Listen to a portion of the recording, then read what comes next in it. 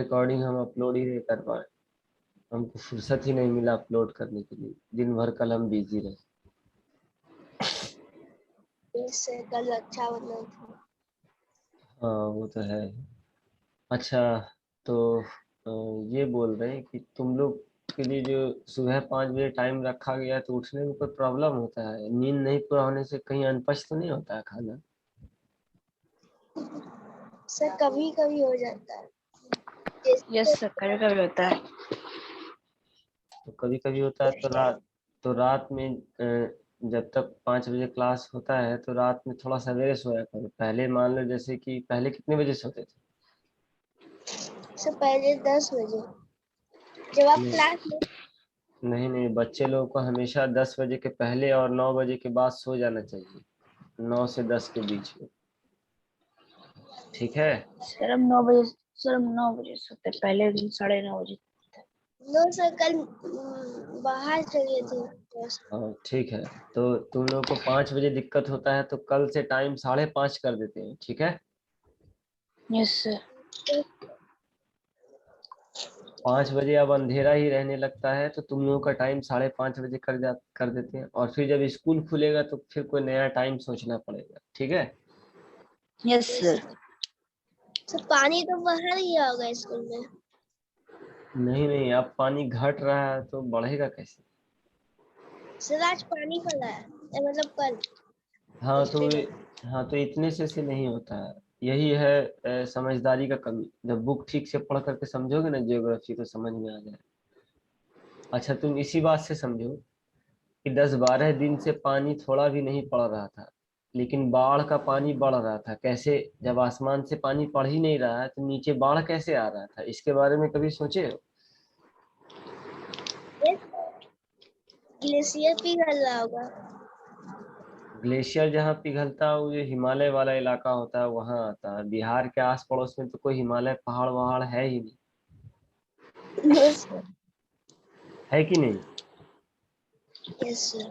तो ये ठीक से नहीं पढ़ने का समझने का नतीजा है। ठीक से नहीं पढ़ोगे तो ये ऐसे ही हमेशा आधा अधूरा ज्ञान लेके घूमते रहोगे।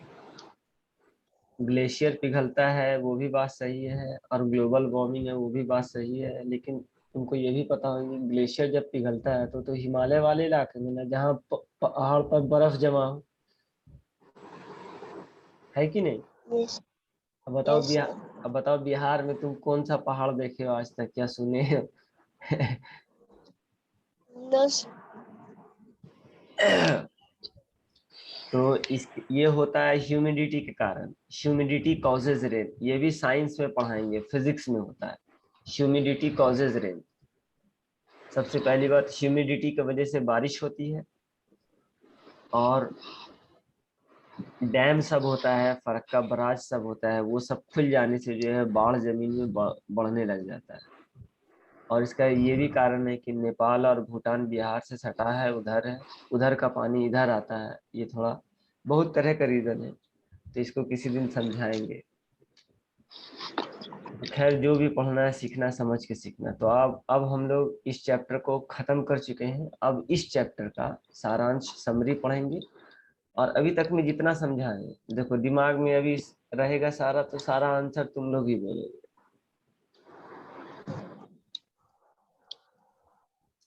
और आज से ये इम्पोर्टेंट ज्ञान सब जो है दिमाग में सेट कर लो। क्या? कि खाना नहीं पचने का 3-4 कारण हो सकता है। पहला, ज्यादा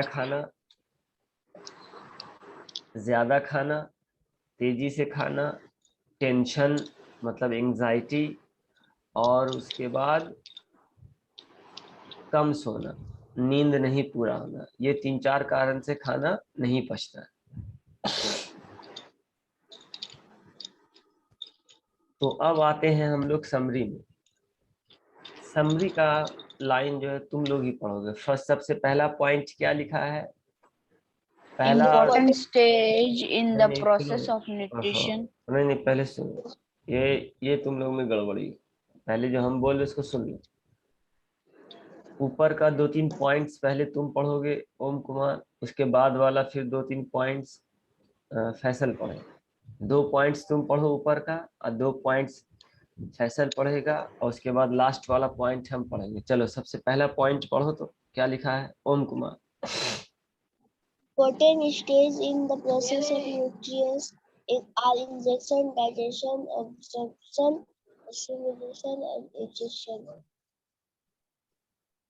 Human digestive system can be divided into an alimentary canal and associated with glands. देखो तुम कितने सारे वर्ड का ठीक से प्रोनाउंस नहीं कर पाए। जैसे एसोसिएटेड को तुम क्या पढ़ दिए, फिर उसके बाद ऊपर में भी important stages in the process of nutrition are ingestion, digestion, absorption, assimilation and egestion. तो पढ़ने में भी कुछ कठिन वर्ड, डिफिकल्ट वर्ड्स आता है तो तुम लोग ठीक से नहीं पढ़ पाते। फिर से पढ़ो तो वो दोनों पॉइंट।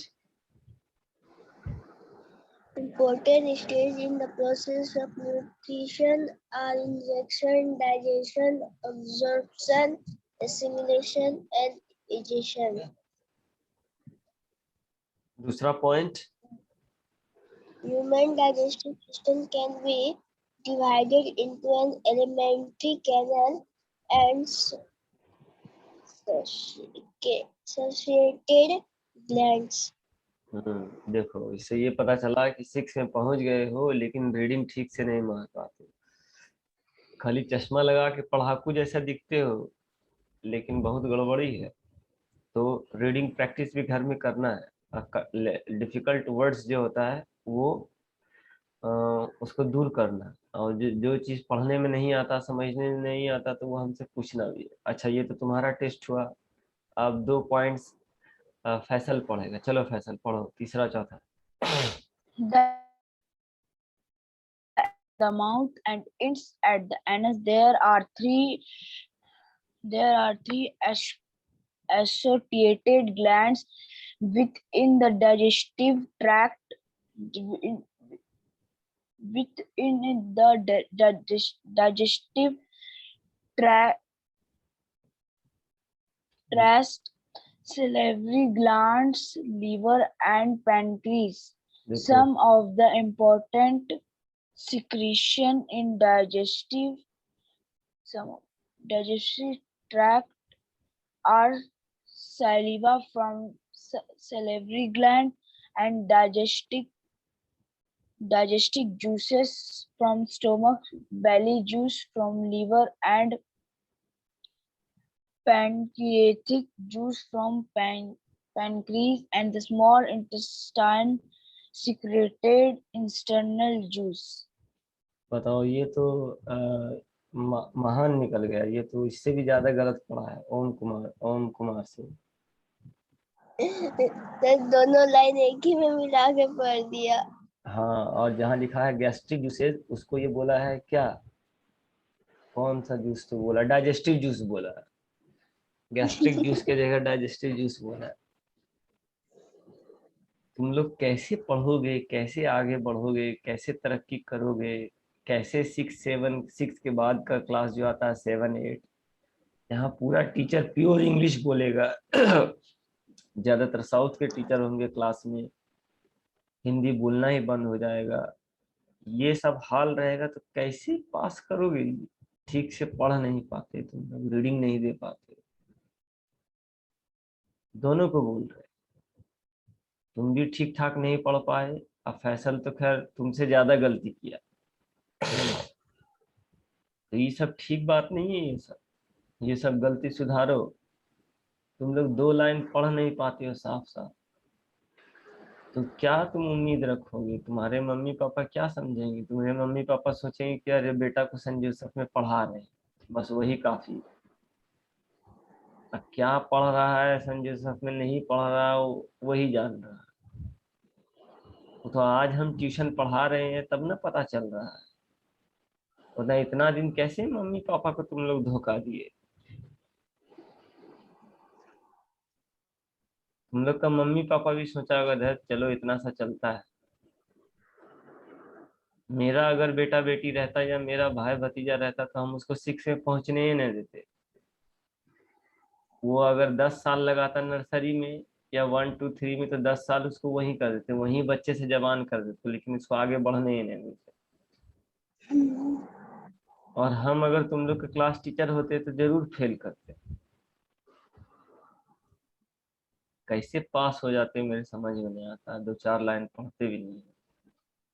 लेकिन जानते हो तुम लोग को मौका मिल गया है कि क्या कहते हैं कोरोना वायरस का, कि 24 घंटा घर में फुर्सत रहता है, तो कम से कम 2 3 चीज करना है। पहला चीज जानते क्या, कि लिखो ऐसा कि कोई भी देखे तो उसको समझ जाए तुम क्या लिखे।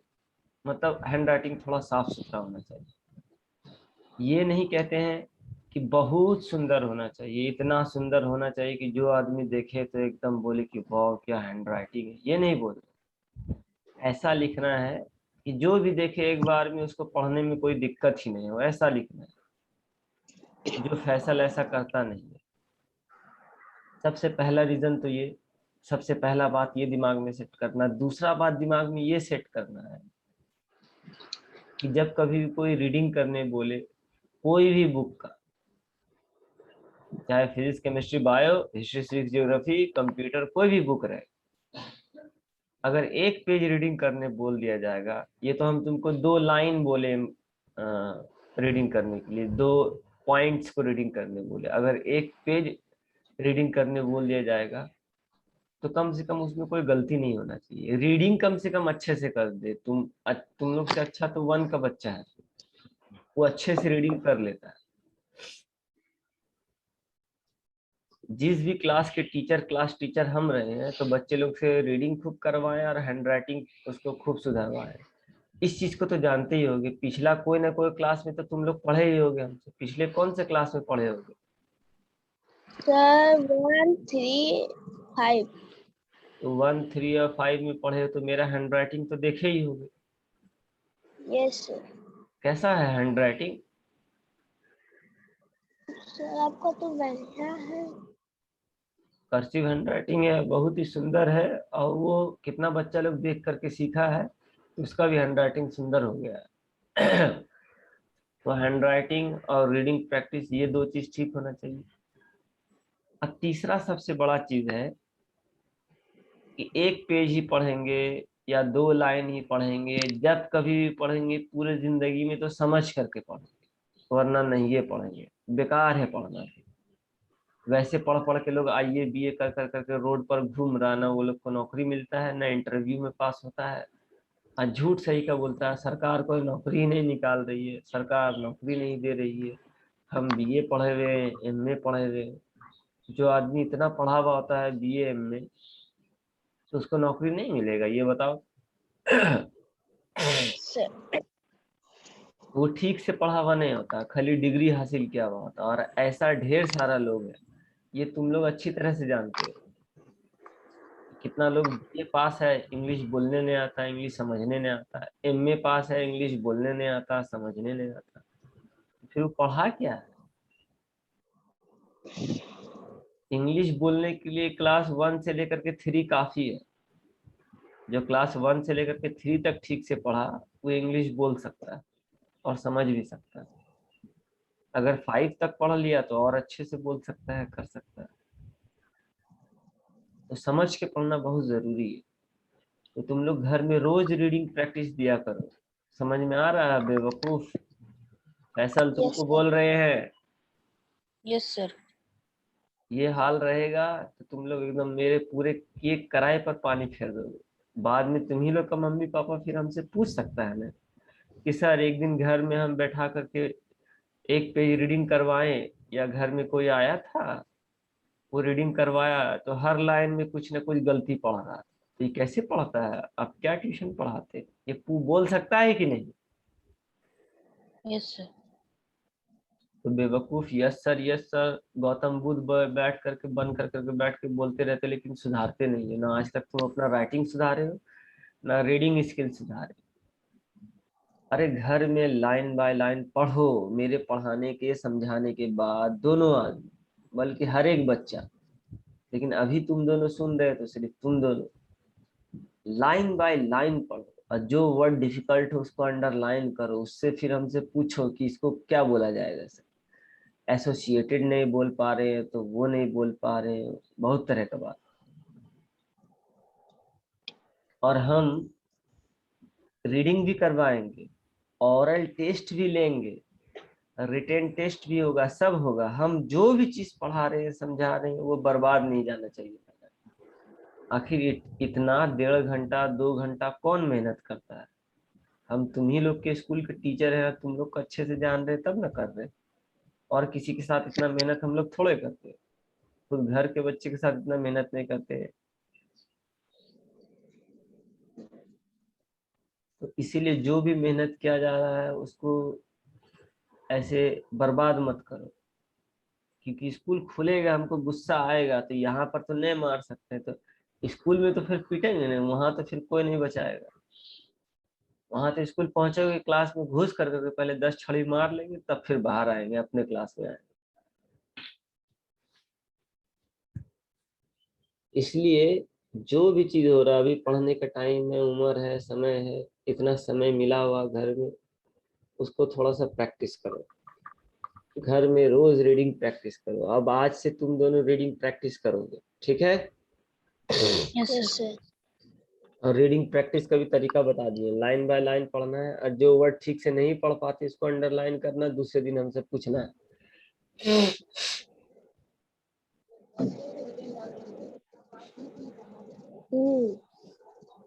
चलो तब अब आगे बढ़ते हैं। तो देखो, सबसे पहला पॉइंट था समरी का, क्या था कि important stages in the process of nutrition are.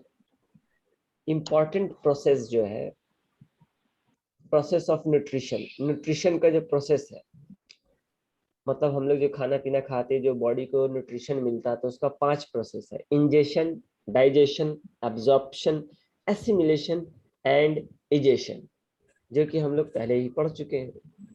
दूसरा पॉइंट क्या है कि human digestive system can be divided into an alimentary canal and associated glands, मतलब digestive glands.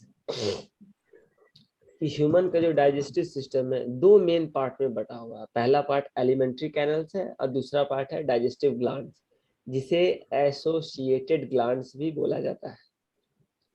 The alimentary canal starts from the mouth and ends at the anus. Alimentary canal शुरुआत होता है मुंह से और एनस पर जाकर के खत्म होता है।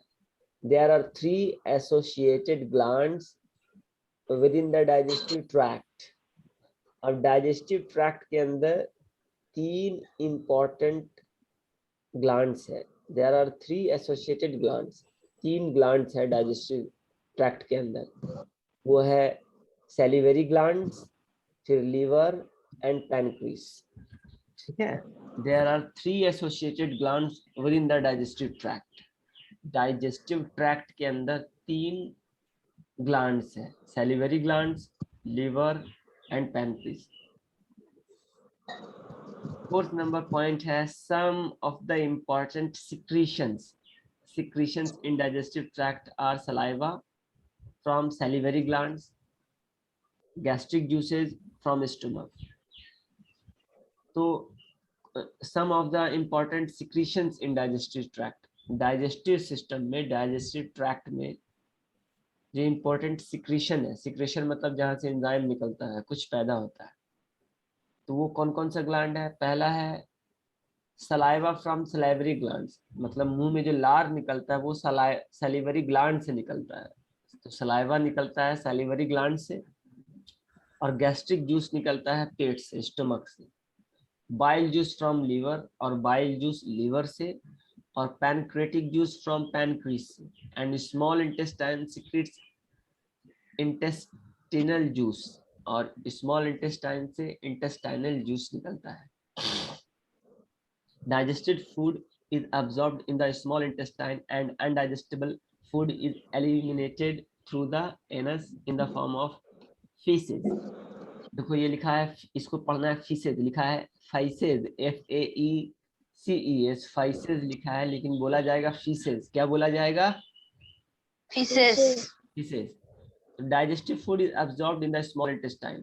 पचा हुआ खाना स्मॉल इंटेस्टाइन में जाके अब्जॉर्ब होता है एंड अनडाइजेस्टेबल फूड, और जो खाना पचता नहीं है, is eliminated through the anus, वो एनस के द्वारा बाहर निकल जाता है फीसेस के रूप में। अब फीसेस क्या हुआ वो तुम लोग समझ गए,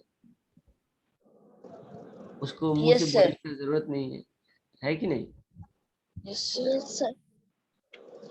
तो वो अगर बोलने में गंदा लगता हो तो आज से तुम लोग फीसेस भी बोल सकते हैं। फीसेस कोई समझेगा भी नहीं और समझ जाएगा कि हाँ फीसेस के मतलब होता भी क्या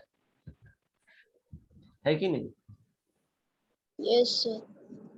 ठीक है, अब देखो सारा हम लोग रामायण पढ़ चुके, अब आ गया हम लोगों का रामायण के अंदर से question and answer. Question answer fill in the blank जो भी, अब सारा खटाखट होना चाहिए। अब देखो, अब यहाँ ध्यान दो दोनों बच्चे, सारा तरफ दिमाग हटा करके अब यहाँ ध्यान कंसंट्रेट करो। क्या है? Which of the following is a final stage in nutrition? Final stage क्या है न्यूट्रिशन का? इजिशन। ठीक है, चलो इजिशन पे टिक Magician. मारो, फटाक से टिक मारो। Saliva contains dash enzyme, saliva में क्या कौन सा एंजाइम होता है? Petiline. कितना बार बोले? पी साइलेंट है, पटिलाइन नहीं बोलना है, टाइलिन बोलना है। Tyline. हाँ, सलाइवा में कौन सा एंजाइम होता है? Tyline. ये सही है कि गलत है? तुमको पक्का याद Sir, है? सही है. Yes, sir. फिर भी चेक करते हैं, हमको डाउट है। एंजाइम वाले चैप्टर पर जा करके इसको देख सकते हैं।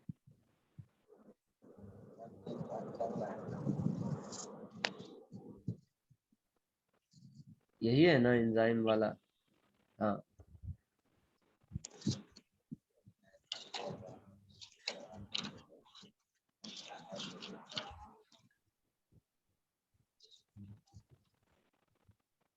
पेज नंबर 61 पर देखो तो।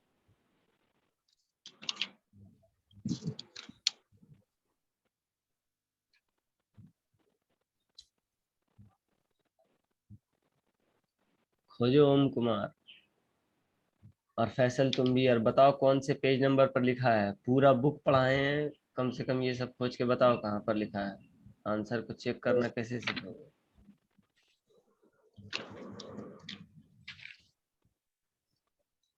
सलाइवा में कौन सा एंजाइम निकलता है? और बुक के अंदर हम लोग पढ़े हैं, कहाँ पर है ये चीज?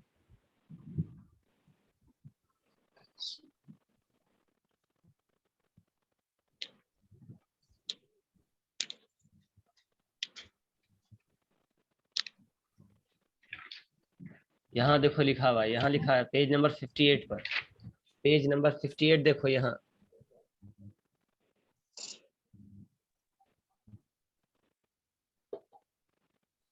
यहाँ है ना टाइलिन लिखा हुआ, माउथ के अंदर। माउथ में ही ना होता है सलाइवा, और सलाइवा से निकलता है टाइलिन। Yes, sir. ठीक है, तो ये टाइलिन इसका आंसर ठीक है। अब तीसरा number, which of the following glands is associated with small intestine? Small intestine से कौन सा ग्लैंड जुड़ा हुआ है बोलो? सबलिंगुअल ग्लैंड या सब मैंडिब्यूलर ग्लैंड, लिवर, सब लिवर एंड पेनक्रीस, क्या चीज जुड़ा हुआ है? सब mandibular. सब मैंडिब्यूलर, पक्का श्योर हो? Yes, sir.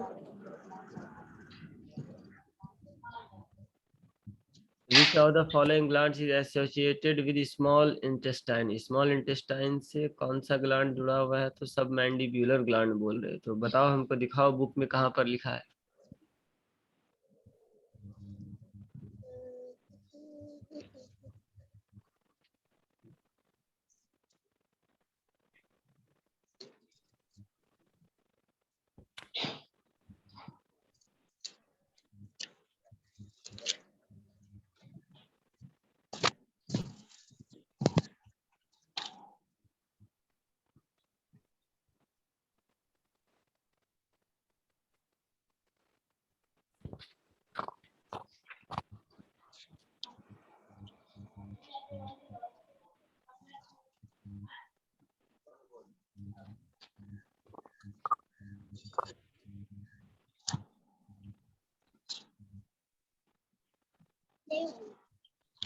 मिला?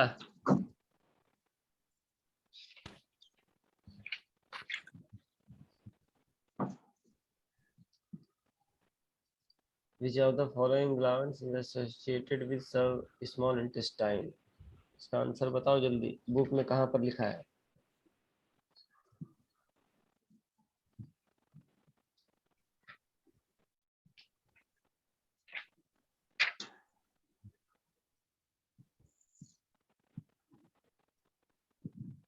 Which gland is associated with small intestine?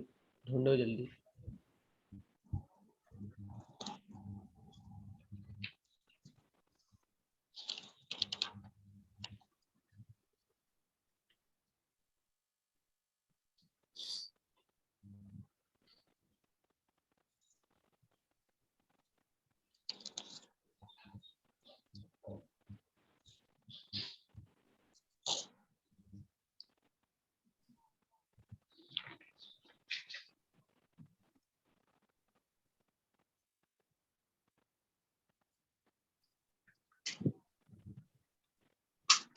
Sir 57 के पैनक्रीज में दिया हुआ है। पेज नंबर 57 के पैनक्रीज में दिया हुआ है। Yes sir. क्या दिया हुआ है? शुरुआती pancreas is a gland associated with small intestine. Sir लेकिन ऑप्शन में लीवर एंड पेनक्रियास दोनों दिया हुआ है। हाँ तो लीवर एंड पैनक्रीज हो जाएगा फिर।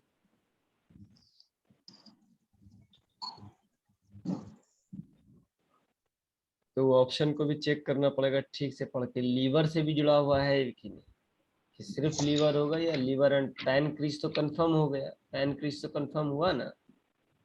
यस यस लीवर भी होगा।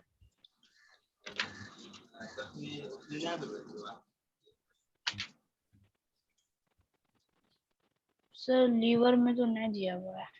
चलो लीवर में नहीं दिया हुआ तो लीवर एंड पैनक्रीज दोनों कैसे होगा? और सिर्फ पैनक्रीज भी नहीं है, एक्चुअली लीवर और पैनक्रीज। नाम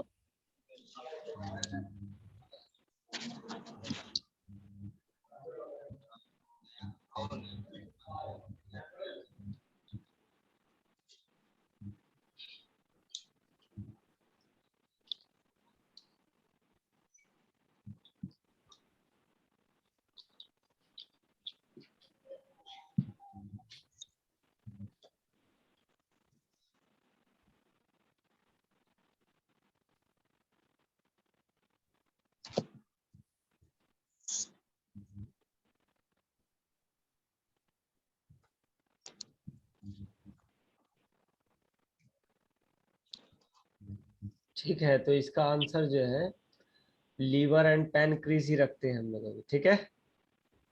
यस सर। चलो अब 4 नंबर में देखो, which of the following secretion creates an alkaline medium for action of enzyme? Which of the following secretion creates an alkaline medium?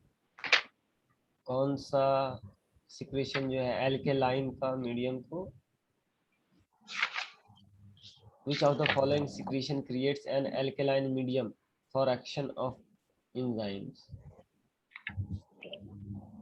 Alkaline medium कौन सा सिक्रेशन करता है? Bile juice, pancreas juice, intestinal juice और saliva. क्या होगा answer?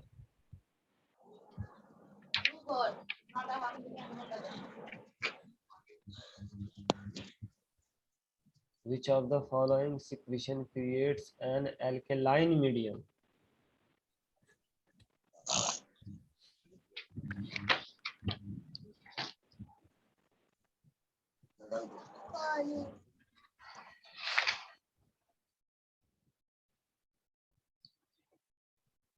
अच्छा देखो, ये बहुत ही इजी है, इसको बुक से ढूंढ के तुम लोग टिक कर लेना, ठीक है। Yes sir. ठीक है ओम कुमार। Yes sir.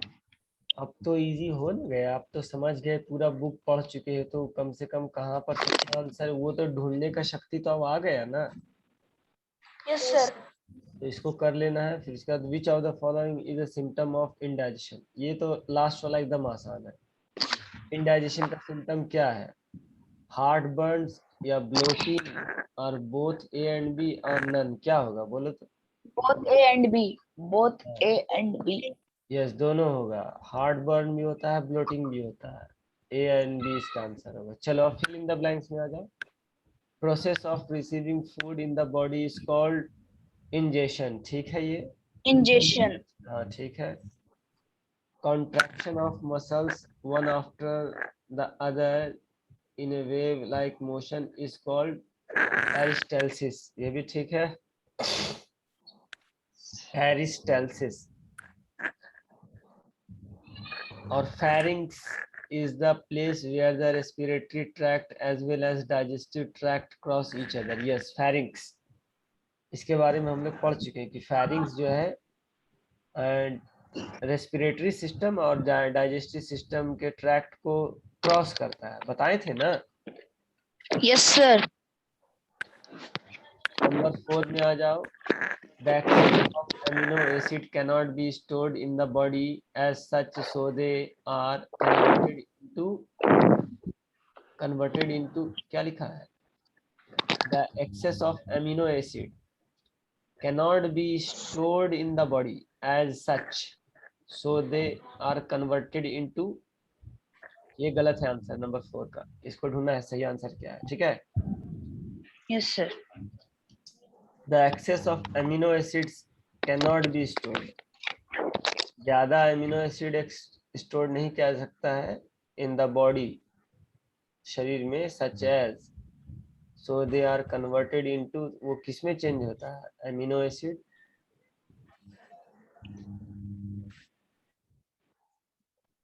तो इसका भी बुक से ढूंढ लेना, जो नहीं मिल रहा है उसको बुक से ढूंढना है क्लास खत्म होने के बाद। अब 5 नंबर में आ जाओ। Speed up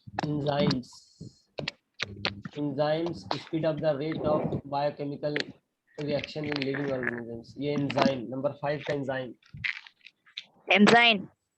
page number 60। Match the following में आ जाओ।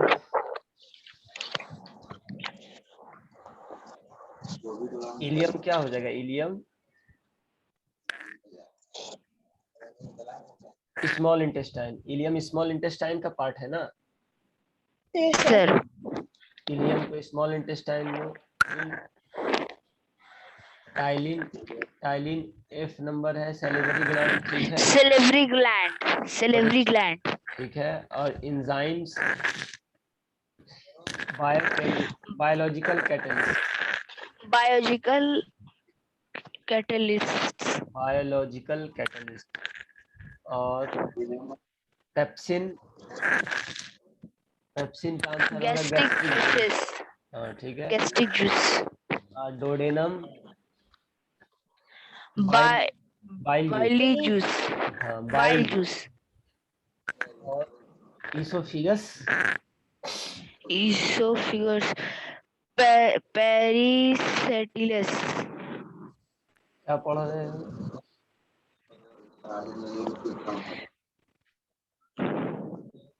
Peristalsis, peristalsis, peristalsis. Peristalsis, peristalsis. Peristalsis, peristalsis. ठीक है। अब देखो यहाँ लेबल करना है कि किसका कौन सा पार्ट है। ये स्टोमक है, जान ही रहे हो, ये वाला पार्ट स्टोमक है। Yes sir.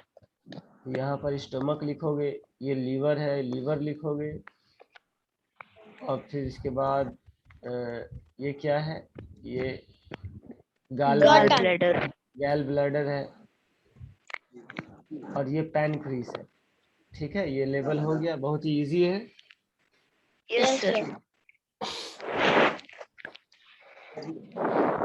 अब शॉर्ट आंसर क्वेश्चन, और ये सब जो है अब कल होगा। Yes sir. तो देखो स्टोरी थ्योरी समझने के बाद कम से कम ये तो पता चल रहा ना कि आंसर जो लिख रहे हो तुम लोग या जो लिखा हुआ वो सही है कि गलत है। Yes, sir.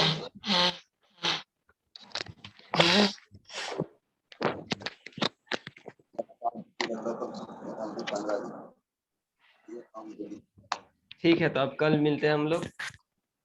Yes, sir. ठीक, बाय एवरीवन।